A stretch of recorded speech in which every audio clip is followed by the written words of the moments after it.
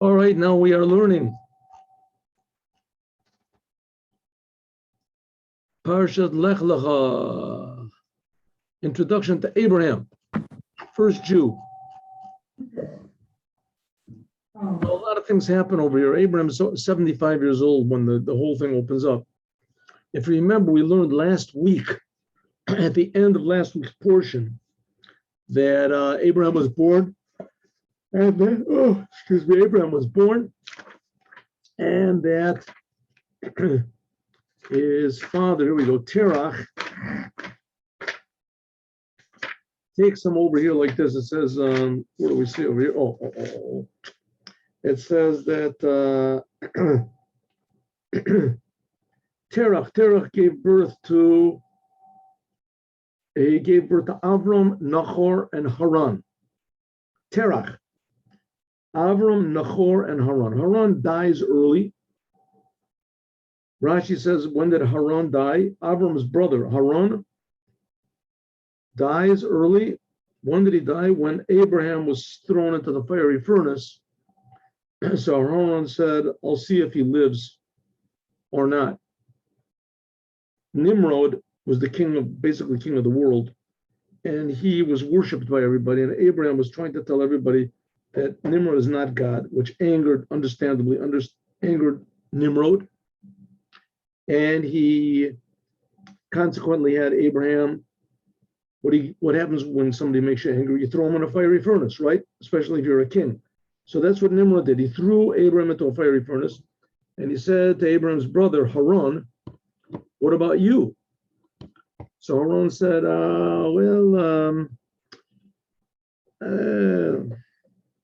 no, make up your mind. And he's trying to hem and haw. So he wanted to see what would happen to Abraham. So Abraham got thrown into the fire furnace and nothing happened. The fire didn't burn him. So he said, okay, throw me in also. And he got thrown in and he died, burned up. So don't hesitate. How do you say, strike when the oven is hot? So he got thrown and he died. So that leaves Terach and his two sons, Nahor and Avram. So Avram, now Haran, before he dies, he has a chance to give birth to Lot. He gives birth to Lot. So Terach takes Avram, his son.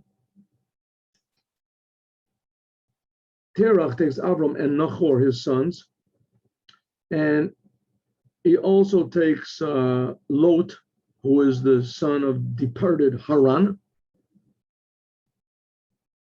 and he also takes Sarai. Now Sarai, she's the daughter of Nahor.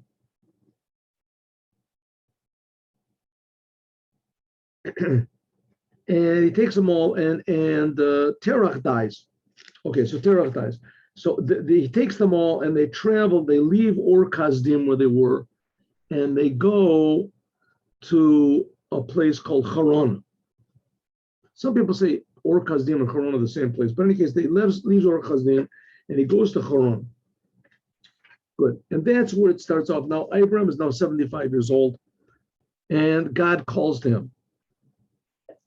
Vayomer Hashem al Avram. Now, interestingly enough, God does not appear to Abraham. He calls him first, and this we're going to see that the HaChaim asks about this. We're going to see in a moment.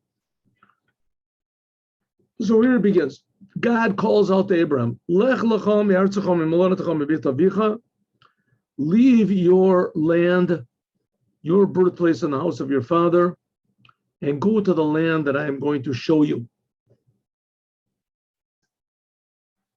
God tells Abraham to leave. Now, usually a person gets sort of settled in, and he doesn't like to just start moving around, especially when he starts hearing voices from heaven. But Abraham knows that this is God speaking. How he knew? Well, he was devoted totally to God. It says that he recognized God. There's different opinions, but when he was 3 years old, some people say when he was 5 years old, he recognized that there's a creator of the universe, and he stopped listening to his own urges and started following what the Creator wanted. Or he asked the Creator for directions. And little by little, until when he was 75 years old, he gets this direction from God and says, leave your land. Leave your land, your birthplace, and the place of your father to land that will show you. Now, we're going to see people ask a question, what did he have to say from your birthplace? Just say, leave your land. Obviously, if he left his land, he's left his birthplace and the house of his father, right? If I tell somebody to leave America, so for sure he left Detroit and he left his father's house, so leave the whole country. So why does he have to say all three? So there's a lot of different answers that are given. One of the answers is that God was telling Abraham to leave his own self, all of his personality, everything that he had that he thought was Abraham said, leave. God said, leave, I'm sorry. So first of all, leave your land. That's your natural traits. These are your born, inherited traits, your parents. From the house of your father implies your intellectual traits that you came to, the conclusions that you came to on your own. Av is a synonym for intellect. You're going to go there. Another explanation is artzacham is your will, ratzon. You have to leave your own will, and your own nature, and your own intellect. Okay, however it is, God is actually putting Abraham through a big test over here, because he's telling Abraham, leave your place where you are, which that's pretty difficult. Moving, I don't know if you've ever moved before, but moving is not such an easy thing to do, especially if you're going to an unknown place. At least if you know where you're going, so you have a good idea of the house where you're moving to, you have a little security. But here Abraham had no security. His only security was God. So God said, leave your land, leave your birthplace, leave the house of your father, everything that you have, all of the axioms that you think are true and you think is your intellect and your emotions and your talents and your qualities and your character, leave the whole business and go to a new place that I'm going to show you. So Rashi explains, why does it say 2 times, lech lecha, go to yourself? What does it mean, go to yourself? You should have said, go to the land that I show you. What does he even have to say, go from the land, from your house, from your this? Just say, go to the place I show you. So he's saying, lech lecha, go to your true self. Go to your true self. Adam, you don't really know who you are. Who you are is something that's not yours, so to speak. It's mine. In fact, your whole being is mine. A person is being created by God all the time. But as long as a person thinks that it's his qualities and his things, so you got a right to think so. But the fact is you're sort of fooling yourself. Because everything you have is really a miracle from God, but that makes it even more of an obligation to use it properly to its full, and not to get into anger and all these other things, which just detract from your productivity. Lech lecha, go. Yohanas chalo tovascha, for your own, it's your own benefit, your own pleasure and your benefit. You're going to get something good out of it. This is going to be for your benefit, Abraham. Sham, over there, I'm going to make you into a great nation. Here you don't merit to have any children. And there, not only are you going to have children, you're going to be a big nation. And I'm also going to let people know who you are.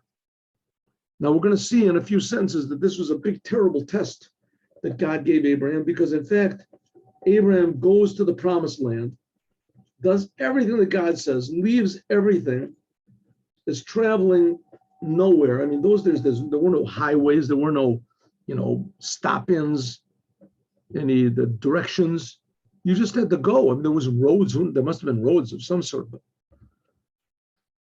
But anyway, so Abraham does everything he says, and we're going to see that Abraham finally gets to the Holy Land, the promised land, the land that God promised him would be a blessing, and he gets down there, and there's absolutely nothing to eat. Not only does he not get a blessing, he doesn't have even a pickle or something like that. Nothing. There's no Ra'av, it's absolutely nothing to eat, and Abraham had to leave the land of Israel. We'll see. Big, terrible test. Okay, but here's the first test. The first test is that God told Abraham to leave his land. Now, really, this is not the first test. Usually they say that Abraham went through 10 tests. And the first test was what I just mentioned to you previously, that Abraham was thrown into this fiery furnace by Nimrod, which that's, something that I don't think anybody would enjoy doing. This is a how do you say, a significant test, getting thrown into a fiery furnace just because what you believe. If somebody threw you into a fiery furnace because you were changed your mind from being a Republican to a Democrat, or being an American to be a German, or you would do it. I would do it for sure. You're willing to give up everything, get thrown into a fiery furnace? Why does it get thrown into a fiery furnace? It's ridiculous. Just for your beliefs. I'll change my beliefs. But until it gets to Judaism, the belief in God. Oh, then if somebody comes up to a Jew and says, I'll throw you in a fiery furnace unless you deny God. So it could be that a lot of Jews would be logical and normal, and they'd say, okay, say whatever you want. That's what makes you happy. You're a nut. Get away from me. I'm not going to let you kill me. But there would be some Jews that would say, of course, I'll never get thrown into a fiery furnace. Okay, will you deny God? Shema Yisrael, Hashem Elokeinu, Hashem Echad. We'll throw you in a furnace. Shema Yisrael, Hashem Elokeinu. Can't do it. And that was Abraham. And there's been Jews that have caught the spirit of Abraham. That's Judaism. So Abraham was thrown into a fiery furnace, and he was miraculously saved. That's the first test. Here's the second test, that Abraham, 10 tests, right? So the second test is that God says to Abraham, leave everything you've got, leave your land, your home, your father's house, your nature, your past, everything, leave it all. And you're going to go to the land that I'm going to show you. Oh, excuse me. Excuse me.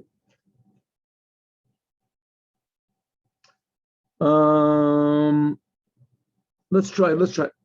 Here we go. Hashem says to Abram, Tamadavar, why is it that Shedaber Allah, that God spoke to Abraham before he showed him anything, which God did not do to any of the other prophets or creations or whatever? God always appeared, even to Bilam. He appeared and then he spoke. And here God does not appear to Abraham. He just speaks to him.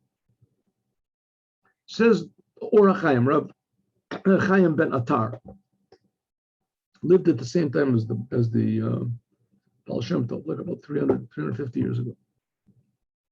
Two reasons, says, or because that Abraham of blessed memory, Nishtadel, Hakarasabor, he tried to discover God on his own, which nobody else did before him.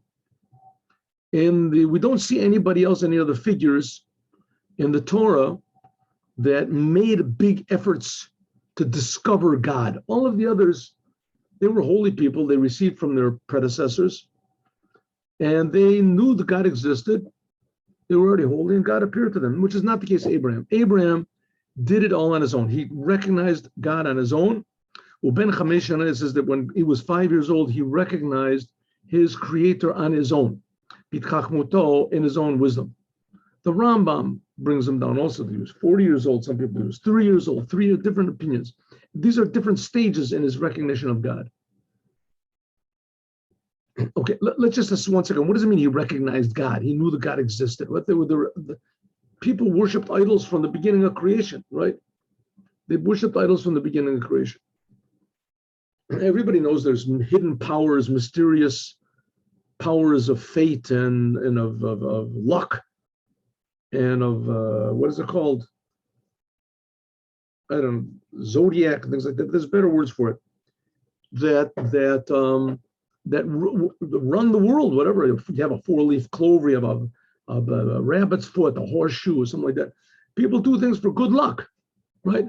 Good luck. Everybody knows that the future is up in the air. Nobody knows what's going to happen. So you do whatever you can to influence the future. That's where idolatry comes in, and all this witchcraft and necromancy and things like this, sorcery.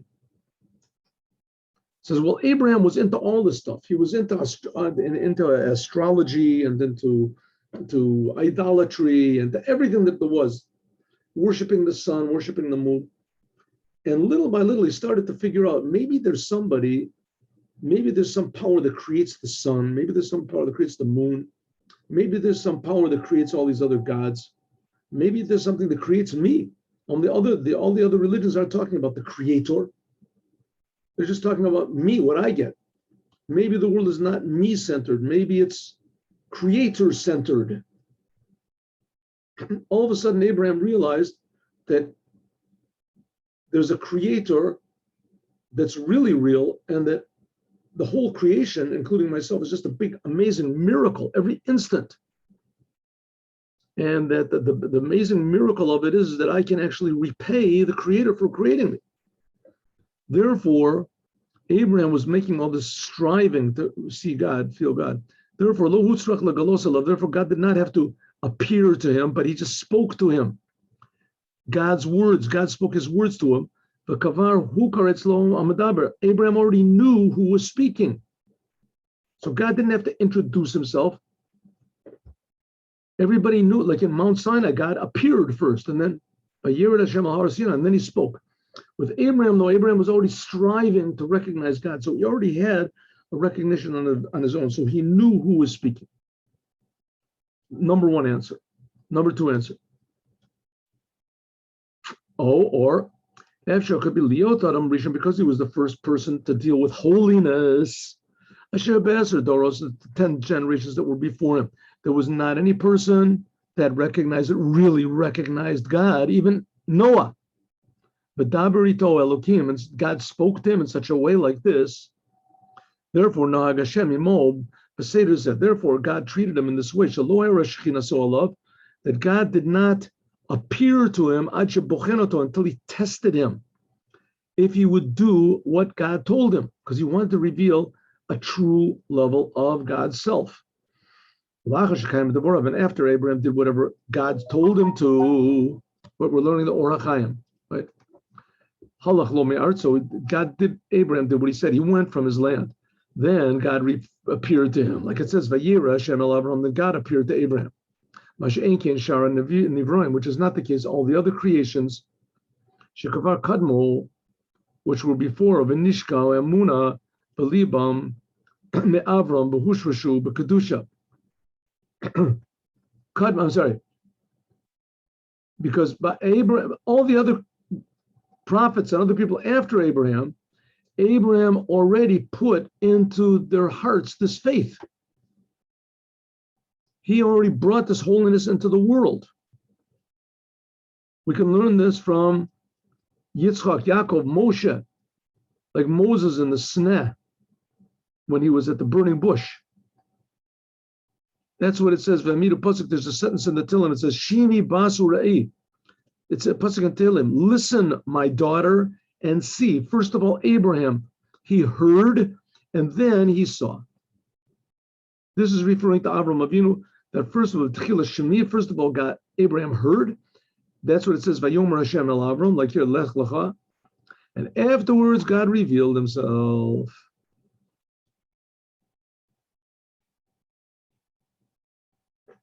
Okay, let's look at the Kli Ykar a little bit. Kli Ykar. All right, I don't know if we should do this because we won't be able to do too much more. He asked, the Kli Ykar asked basically the same question. He said, Maya mikra chaser moya omer lech lechal eretz asher areka. God could have just said to Abraham, go to the land that I show you. What does he have to say? Go from your land, from your birthplace, from the house of your fathers to the land that I cut all this out, and just say, God said to Abraham, go to the land I tell you. Well, obviously, no, he has to leave where he is. So he gives the answer that he wanted to little by little, that Abraham should leave his comfort zone. That's the answer that he gives. He says, first of all, a person has friends and things like that in his country. And first of all, he wants that he should leave his country. This is a little bit of it, because people very commonly, because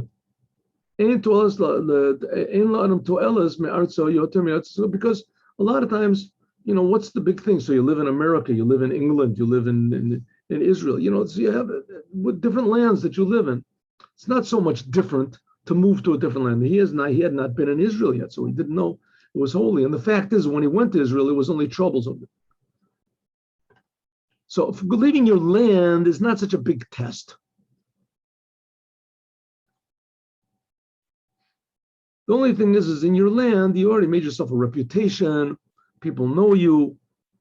And where are you going to? So people don't know you yet. So it's a little bit of a difficulty. Okay. Then afterwards, after a person gets the idea, gets out of his mind, staying in his land, he's made his mind up, he's going to leave his land, then maybe the people, his family. What about the people that are in his family, his other people, the same people that he's, in his neighborhood? They can help him, like families, they help one another, etc. So that's a little bit harder to leave. And then finally, after that, he says, from the house of your father. Your father, there's even more a benefit because, first of all, his father's house, he's got all of his properties over there, everything he has. And usually that's the part of the, okay. So that's what he says. So then finally, he starts giving them other tests and he talks about what these tests are. Let's go a little bit further. Let's make a little bit of progress here. I will make you into a great nation. I will bless you and I will make your name great. And you will be a blessing. Says Rashi, I'll make you a great, because when a person travels, usually it causes three things. It's hard for him to have children. It's hard for him to make money. And it's hard for him to make a reputation. So therefore, God said, don't worry about it. I'm going to make you a great nation. I will bless you. I will make your name big. And you will be a blessing. What does it mean you will be a blessing? Blessings were given to you. Said God, up to now, I was blessing everyone. I blessed Adam. I blessed Noah. But from now on, you're going to be the one. You also have the power to bless whoever you want to. One explanation. Another explanation, as Chalagoy Gadol, I will make you a big nation. That's what it says, Elokei Avram. I will bless you. That's what it says, the God of Yitzchak. I will make your name great. That's what it says, the God of Yaakov. They were all the grandson of Abraham. You might think that this is the first blessing of Shmon Esrei. Religious Jews say it 3 times a day, at least. On the Sabbath, on holidays, we make it 4 times a day. On Yom Kippur, 5 times a day. We say the God of Abraham, the God of Jacob, Yitzchak, the God of Jacob. You might think maybe you should finish the blessing with all 3 of them. Talmud Lomar, V'hayei bracha, you will be a blessing. And with you, that's what it says, Magen Avram. That's what we learned in the morning class.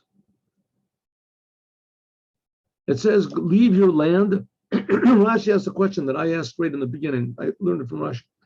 What does it mean, leave your land? Abraham already left his land. In the end of last week's Torah portion, it said that he left Ur Kasdim and he went to a place called Haran.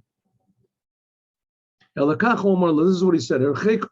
Go even further and totally go out from the house of your father. You shouldn't have any connection whatsoever.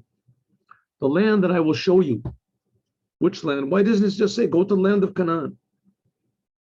He didn't, because he didn't tell him which land it's going to be in order to make it dear, precious to him, and to give him a reward on every single word that God said. In other words, that he believed in God. This is belief. If he would have told him where he was going, it wouldn't have required so much belief.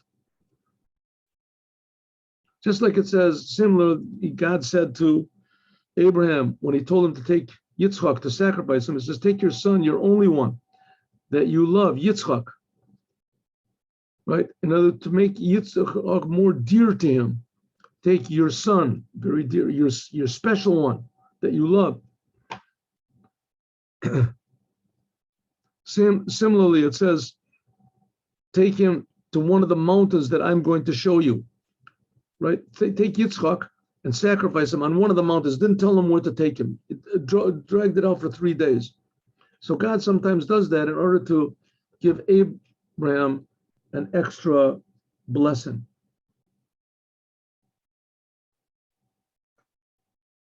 Sforno. There. You will be a blessing. It says,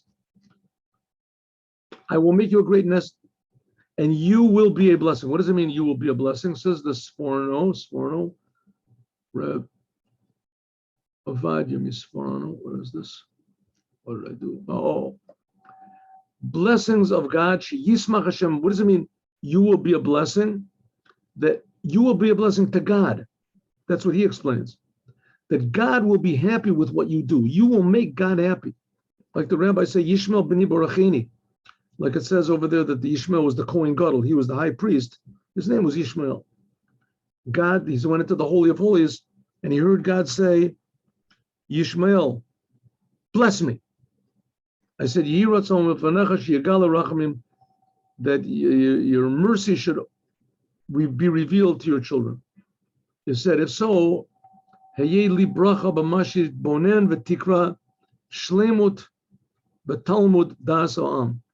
so, I will have a blessing, says God, when you realize who I am, and you will teach everyone how to call me. You'll teach everyone who I am. So God gets pleasure when Abraham teaches everybody who he is. Okay, Das Zakanim, it says, I will bless you. I myself, says God, I will bless you. I will make your name great, that I will add a letter to your name. I will add a letter to your name. Up to now, your name was Avram. We'll get to this later, but Rashi will say it also. But your name was Avram. God added the letter Hey to his name. It says that Avraham with a Hey comes out to the gematria of 248, which is all the limbs of the body. So it comes out that his body is complete and his name is complete. Avram, you will be a blessing. Your blessing will be more important than mine. That people will say, Magin Avram, and then after that, Mechayim Esim. First of all, the first blessing of Shemona Esrei, we say Magin Avram, and then after that, we say that God will enliven the dead. So first of all, Abraham's blessing takes place, and then afterwards, God's blessing that he enlivens the dead. Up to now, the blessings were in my hand. From now on, I'm giving it to you. You bless whoever you want to. When you want to bless Yitzchak, and Esav saw what's going to come out of it. When you wanted to bless Yitzchak, let's say you saw that Esav was going to come out of Yitzchak. He didn't want to bless. God said, bless Yitzchak. Abraham said, I don't want to bless him because I see that Esav is going to come out. So therefore, Abraham said, I'm going to wait until I give my son Yitzchak the blessing because I don't want Esav to come out. And he brings a whole midrash over there. It says once there was a farmer and he left his orchard in the hands of a worker, and the worker was strolling around that he saw that there were two trees over there. One was the tree of life and the other one was the tree of death. He said, if I water them, I can't water one without the other. I don't want to bring more death into the world, poison into the world, but on the other hand, I have to water the life one. But if I don't water them at all, then both of them are going to die. What should I do? He said, I'll wait for the owner to come back. Until the owner will come back, and he can do whatever he wants to. Assuming I all have the blessings. So Abraham, he had the choice whether he wanted to bless or not. He could bless or not. Another explanation says the Sforno, you will be a blessing. What does it mean? That every place that you go, it's a commandment. Every place that you go, you must be a blessing. You must teach people to recognize the Creator and to bless the Creator. And that's what Abraham did. Like it says, V'yikra b'shem Hashem ha'omer lo, that God said that Abraham called out in the name of God. She'omer lo abora, that God told him to do. He said that he was supposed to call out to every place and that people should call out the name of God. And that's what he did. And the people refused to learn from him. And that's why there was a famine in the world. Because the people where he was in the land of Israel, says the Canaanim were living there. You'll see in a moment. Says God, I will bless whoever you bless, and anyone who curses you will get cursed. And they will be blessed in you, all of the families of the world.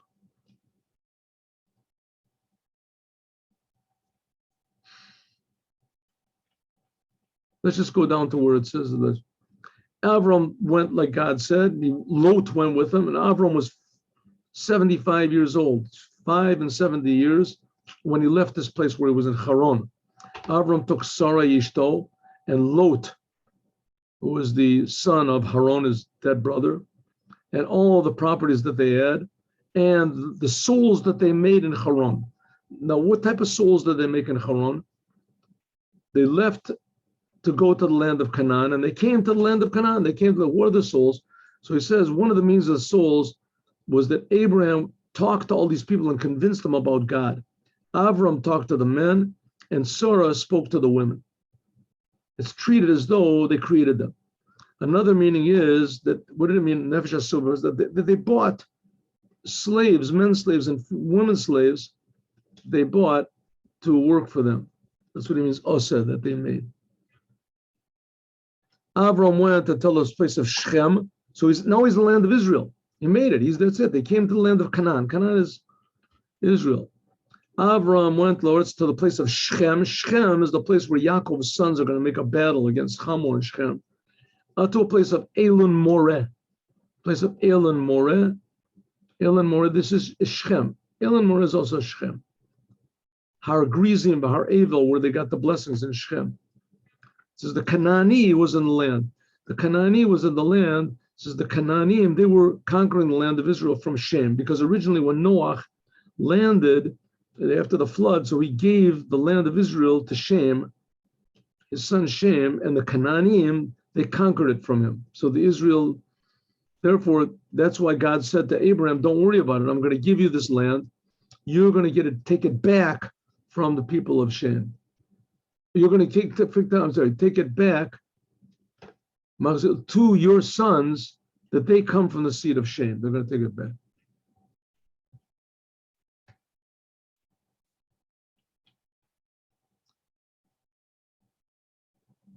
God now appeared to Avram, first time, and he said, I'm going to give the land to you. And Abraham built an altar to God that appeared to him. Why did he build an altar? Because of the news that he got that he's going to have children. It says, L'zaracha, you're going to have children. Oh, it's nice. He didn't tell him that before. He says, you're going to have children. Abraham was very happy. When did he have children? Schlepped them out for another almost 25 years. He didn't have any children until finally, after the circumcision, he gives birth to you. And I'm going to give you the land of Israel. To your children, they're going to get the land of Israel. When did they get the land of Israel? You'll see. They went to the place, the Beis El, between Vayet Ahalo Beit El, Miyam, V'ha'ai Mikedem. And he built over there an altar to God, and he called over there the name of God.